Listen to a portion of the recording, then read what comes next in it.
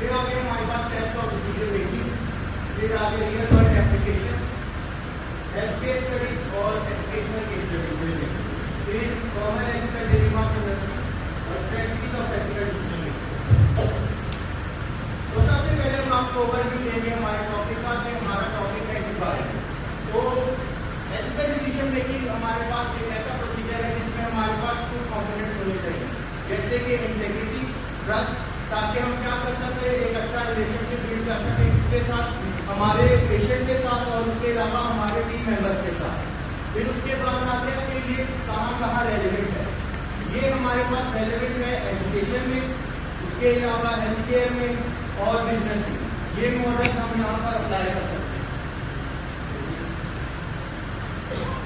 फिर आगे definition of ethics. Ethics हमारे पास होती है, एथिक्स हमारे पास ऐसी एक वो प्रोसीजर है या फीलिंग है जिसको क्या करती है, हमारा मॉरल कंडक्ट इंप्रूव करने में हमें हेल्प करती है।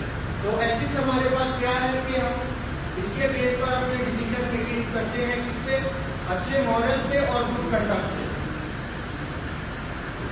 फिर इसकी आगे इम्पोर्टेंस क्या है, कि सबसे पहले ये इंश्योर करते हैं हमें ट्रस्ट और उसके अलावा अकाउंटेबिलिटी, ताकि हम क्या कर सकें, अपने मेंबर्स के साथ एक अच्छा रिलेशनशिप बिल्ड कर सकें। उसके बाद आके हम एक फ्रेमवर्क प्रोवाइड करते हैं ताकि हम अच्छी डिसीजन मेकिंग कर सकें। फिर प्रमोट करते हैं कल्चर को और एथिकल बिहेवियर्स को। फिर आगे कोर एथिकल प्रिंसिपल्स। हमारे पास कुछ अलग अलग टाइप के कोर एथिकल प्रिंसिपल्स होते हैं, जिसमें सबसे पहले हमारे पास आता है ऑटोनॉमी। ऑटोनॉमी का मतलब क्या होता है, खुद मुख्तारी, कि आप अपने क्लाइंट को या अपने टीम मेंबर्स को अपनी बात रखने का, अपना पॉइंट ऑफ व्यू रखने का मौका दे रहे हैं और उनकी बात जो वो कर रहे हैं वो आप कोशिश कर रहे हैं कि आप समझें और आप अंडरस्टैंड करने की कोशिश करें। उसके बाद आ गया बेनिफिशियंस। बेनिफिशियंस हमारे पास क्या होता है, एक ऐसा प्रोसीजर होता है जिसमें हम कोशिश करते हैं कि हम किसी का कोई काम न करें पर क्या करें, उन्हें एक अच्छा कोर्स दे सकें, अच्छी फैसिलिटीज प्रोवाइड कर सके, किसी का कोई बेनिफिट कर सके। फिर आगे हमारे पास नॉन बेनिफिशियस हमारे पास क्या होता है कि हमने किसी का कोई इंटेंशनली हार्म नहीं करना।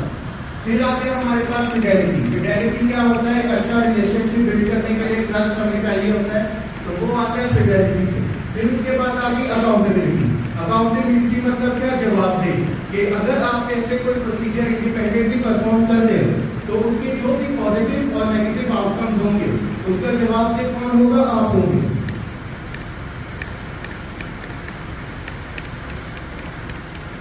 इसका प्रोफेशनल प्रिंसिपल या प्रोफेशनल सेटिंग में क्या रोल है, ये सारे फ्रेमवर्क्स आप इसलिए यूज करते हैं। ये आप इसलिए यूज करते हैं कि आप जब भी कोई एक्शन परफॉर्म कर रहे हैं, कोई प्रोसीजर परफॉर्म कर रहे हैं, तो इससे क्या आपको फायदा मिलेगा कि एक तो आपका रिलेशनशिप अच्छा होगा, ट्रस्ट बिल्डिंग होगी, आपके जो ग्रुप मेंबर्स हैं या आपका जो पेशेंट है उसका आपके साथ एक अच्छा रिलेशनशिप बिल्ड होगा, वो आप पे ट्रस्ट करेगा, आपके साथ अपनी इंफॉर्मेशन शेयर करेगा। तो जैसे हमने पीछे अकाउंटेबिलिटी की बात की थी, ऑटोनॉमी की बात की, तो ऑटोनॉमी क्या है और उसकी इंपॉर्टेंस क्या है। ऑटोनॉमी जैसे हमने देखा था खुद मुख्तारी, अगर आप अपने पेशेंट को अपनी उसमें हेल्थ केयर में जो भी आप प्रोसीजर प्रोवाइड कर रहे हो उसे कुछ बोलने का मौका दोगे, तो वो क्या समझेगा कि मैं भी इस चीज में उतना ही शामिल हूँ जितने ये हेल्थ केयर को मुझे प्रोवाइड कर रहे हैं वो है। तो उसके बाद वो क्या होगा, आपके साथ उसका रिलेशनशिप अच्छा होगा, ट्रस्ट बिल्डिंग आपकी ज्यादा होगी, वो आपको अच्छे से बातें बताएगा, आपके साथ ओपन अप अच्छे से होगा।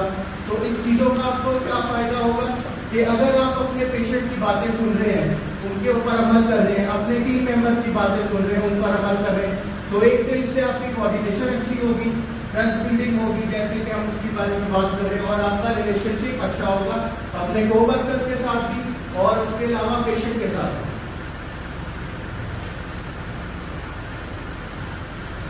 फिर आगे बेनिफिशियस जैसे हमने देखा था कि क्या हमने पेशेंट को पॉजिटिव आउटकम्स की तरफ लेके जाने, हमने कोशिश करनी है हम पेशेंट का कुछ बेनिफिट कर सके, कुछ फायदा कर सके। तो अब ये हम कैसे कर सकते हैं, हमारे पास एक पेशेंट आया अपनी नीड्स के साथ कि उसे कोई भी हेल्थ प्रॉब्लम थी, तो बेनिफिशियस में हम क्या करेंगे, उसे केयर प्रोवाइड करेंगे ताकि उसको कुछ फायदा हो, उसके अंदर कुछ इम्प्रूवमेंट है। इसमें हम क्या कर सकते हैं कि हम इसके अलावा उनकी नॉर्मल रूटीन में भी हेल्थ में इम्प्रूवमेंट ला सकते हैं। हम उन्हें उनके लाइफस्टाइल के चेंजेस के बारे में बता सकते हैं, एक्सरसाइज की इंटीग्रेशन के बारे में बता सकते हैं कि उन्हें नॉर्मल अपनी डेली लाइफ में एक्सरसाइज करनी चाहिए, स्लीप पैटर्न अपना इंप्रूव करना चाहिए, डाइट प्लान अच्छी करनी चाहिए। तो हम इसमें क्या कर रहे हैं, अपने पेशेंट को या हमारे पास जो भी आया है अपनी इम्प्रूवमेंट के लिए उसे एजुकेट कर रहे हैं। इससे क्या फायदा होगा कि जो भी हमारे पास इंडिविजुअल आया है उसकी ओवरऑल हेल्थ में इम्प्रूवमेंट आएगी। फिर आ गया हमारे पास इसकी एप्लीकेशन, जो जैसे भी हमने बात की थी प्रिवेंटिव केयर की, इसमें हम क्या करेंगे, पेशेंट को वैक्सीनेशन देंगे ताकि उनके अगर किसी बीमारी का चांस ना हो जिसकी हम उन्हें वैक्सीन दे रहे हैं। उसके अलावा हम उनका स्केड्यूल अच्छा करने की कोशिश करेंगे, स्लीप का डाइट पैटर्न अच्छा करने की कोशिश करेंगे, एक्सरसाइज का उन्हें बताएंगे कि उन्हें अपनी लाइफ स्टाइल में इम्प्रूव करनी चाहिए। तो इन सब चीज़ों से हम क्या कर सकते हैं कि पेशेंट की ओवरऑल हेल्थ को इम्प्रूव कर सकते हैं।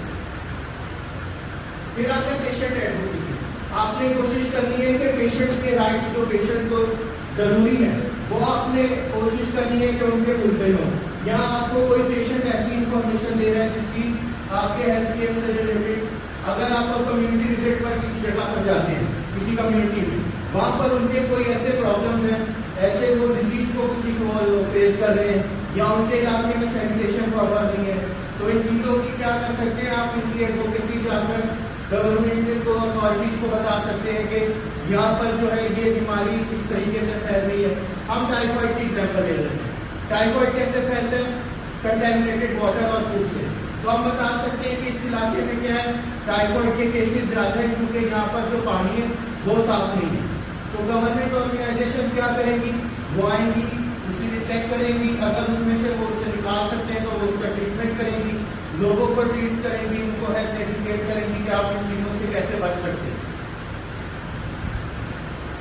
फिर उसके बाद आगे पेन मैनेजमेंट, आपके पास कोई भी पेशेंट आया है कि मुझे पेन हो रही है, मेरे हाथ में पेन है, मेरी चेस्ट में पेन है, तो आपने क्या करना है, उसे पेन रिलीफ की या तो मेडिकेशन देनी है या उसे ऐसे वो बतानी है, पोजीशन चेंज करनी है उसके, या उसके अलावा कोई और आप मेथड अप्लाई कर सकते हैं ताकि वो क्या करे, पेन रिलीफ कर सके। तो यहाँ तक की मेरी presentation. Now I would like to call mister Shantanu to please continue the seminar.